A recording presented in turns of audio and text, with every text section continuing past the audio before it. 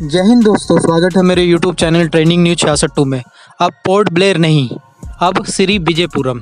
केंद्रीय गृह मंत्री अमित शाह ने अंडमान निकोबार द्वीप समूह की राजधानी पोर्ट ब्लेयर का नाम बदलकर श्री विजयपुरम करने की घोषणा की है।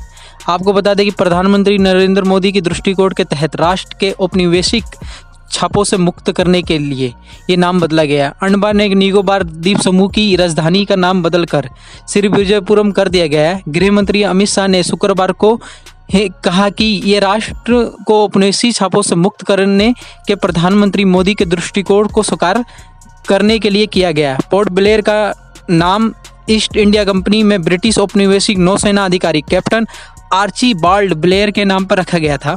आगे गृह मंत्री ने कहा कि श्री विजयपुरम का हमारे स्वतंत्रता संग्राम इतिहास में अद्वितीय स्थान है। उन्होंने ये भी कहा कि ये नाम स्वतंत्रता संग्राम से प्राप्त विजय का प्रतीक है। उन्होंने कहा कि ये स्थान वही है जहां नेताजी सुभाष चंद्र बोस जी ने पहली बार तिरंगा फहराया था, और वो सेलुलर जेल की भी बात करते हैं जहां वीर सावरकर जी और अन्य स्वतंत्रता सेनानियों ने स्वतंत्र राष्ट्र के लिए संघर्ष किया था।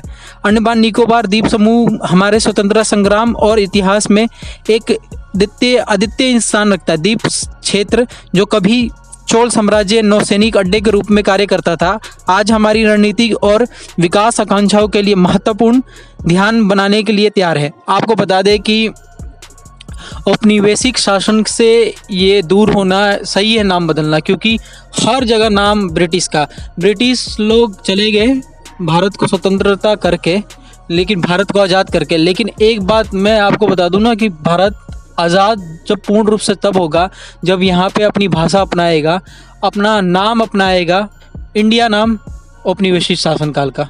ठीक इसी प्रकार देख लो, सभी चीज़ औपनिवेशिक शासनकाल पे रखा गया है।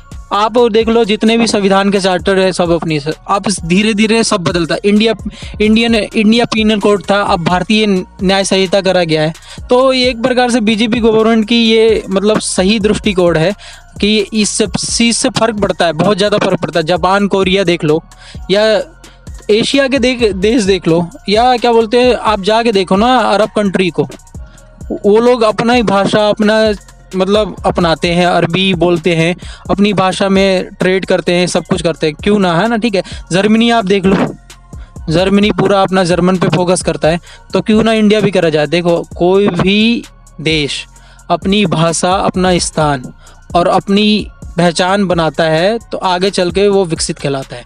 भारत इस पे अभी अव्वल नंबर पे है, और भारत एक विकसित देश के रूप में उभर भी रहा है और उभरेगा। यहाँ इतने मूर्ख लोग रहते हैं कि आपको मैं बता नहीं सकूँ। हिंदी भाषा को लोग 80% बोलते हैं और लोग समझते भी है, तभी भी इंग्लिश भाषा को प्रोत्साहन ज़्यादा दिया जाता है। देश की स्थानीय भाषा कुछ भी है, मतलब राज्य की भाषा, उनको मिलाकर भी कम से कम 5 से 10% बोली जाती है। इंग्लिश का रेशो आपको बताऊँ 1% से 2% है, लेकिन तभी भी लोग यहाँ पे क्या समझते हैं, हिंदी भाषा वाले क्षेत्र को मूर्खता समझ लेते हैं, लेकिन उनको ज्ञान में ज़्यादा होता है।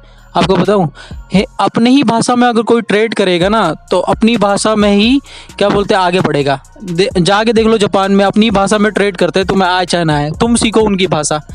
यहाँ तक कि चीन को देख लो, चीन बहुत बड़ा एग्जाम्पल है, अपनी स्थानीय अपनी देसी भाषा को लेके चलने वाला, आज वर्ल्ड में नंबर 1 है। कोई मूर्ख कह रहा था कि चीन की बराबरी भारत नहीं कर पाएगा, भाई ऐसे ही चीन विकसित हुआ था, और आने वाले समय में 50 से 100 सालों में भारत चीन का मुकाबला कर लेगा, अगर पीएम मोदी जैसा कोई शख्स मिले तो। अच्छा लगे तो like, share, comment and subscribe कीजिए दोस्तों।